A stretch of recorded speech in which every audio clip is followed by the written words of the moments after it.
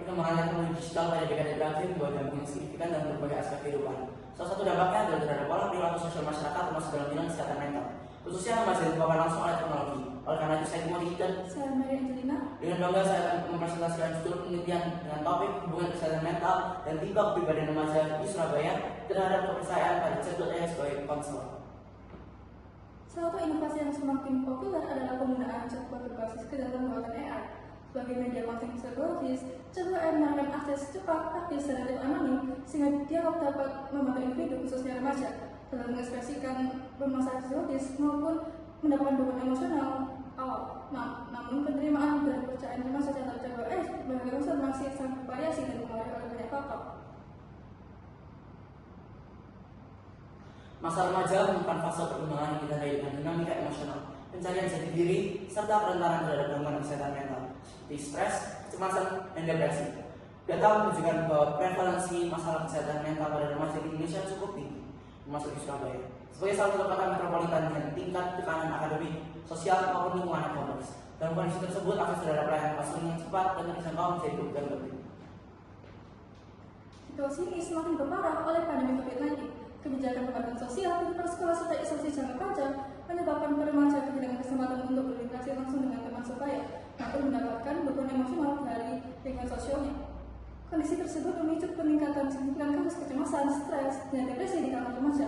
Di Indonesia, keterbatasan akses layanan konseling tatap muka akibat pandemi memperlihatkan semakin lebarnya kesenjangan antara kebutuhan dan ketersediaan layanan kesehatan mental.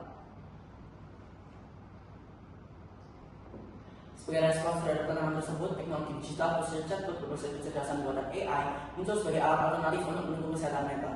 Chatbot AI dapat memberikan bantuan yang mudah diakses, bersifat private, serta instan melalui simulasi percakapan terapeutik. Bahkan dengan situasi isolasi sosial, penelitian menunjukkan bahwa chatbot mampu meningkatkan kesejahteraan mental, mengurangi gejala kecemasan dan depresi, serta mendorong keterlibatan dalam upaya pencegahan.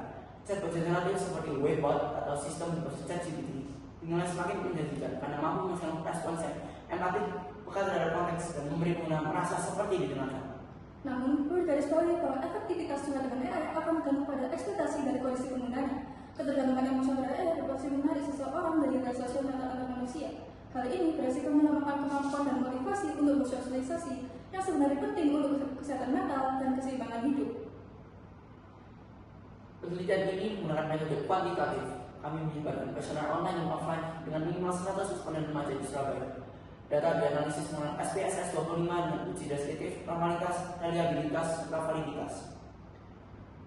Datanya ada 82 responden memiliki tipe kepribadian ambivert, 12 responden memiliki tipe kepribadian extrovert, 9 responden memiliki tipe kepribadian introvert. Data ini menunjukkan bahwa sebagian besar responden memiliki tipe kepribadian ambivert.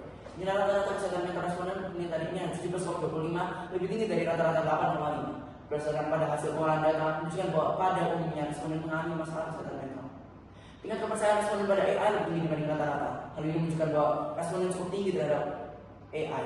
Faktor anonim menjadi elemen penting yang mengandung kepercayaan remaja introvert karena mereka merasa lebih aman untuk berbagi masalah pribadi melalui platform digital. Remaja introvert menunjukkan kepercayaan yang lebih tinggi terhadap chatbot AI sebagai konselor. Mereka merasa lebih nyaman berkomunikasi secara digital yang memungkinkan mereka menjalin hubungan tanpa tekanan sosial yang banyak ada dalam interaksi tatap muka. Sebaliknya, remaja ekstrovert lebih memilih interaksi tatap muka. Mereka merasa lebih terhubung dan percaya pada konselor manusia yang dapat memberikan respon emosional yang lebih mendalam dan interaksi sosial yang langsung. Dari hasil pengolahan data kuesioner didapatkan sebagian besar responden yang terlibat dalam penelitian ini adalah remaja Surabaya yang menggunakan AI memiliki kepribadian ambivert. Semakin buruk kesehatan mental remaja, maka semakin mereka mempercayai AI sebagai konselor mereka. Dari hasil pengolahan data juga menunjukkan bahwa sebagian besar remaja dengan kepribadian ambivert juga mempercayai AI sebagai konselor mereka. Setelah melakukan penelitian, maka penelitian akan berakal untuk dilakukan pada penelitian selanjutnya. Beberapa sarannya adalah responden penelitian dapat diperluas menjadi remaja di seluruh Indonesia. Dan saran yang kedua adalah meneliti hubungan tipe kepribadian tertentu, misalnya hanya ambivert saja, dengan kepercayaan pada AI.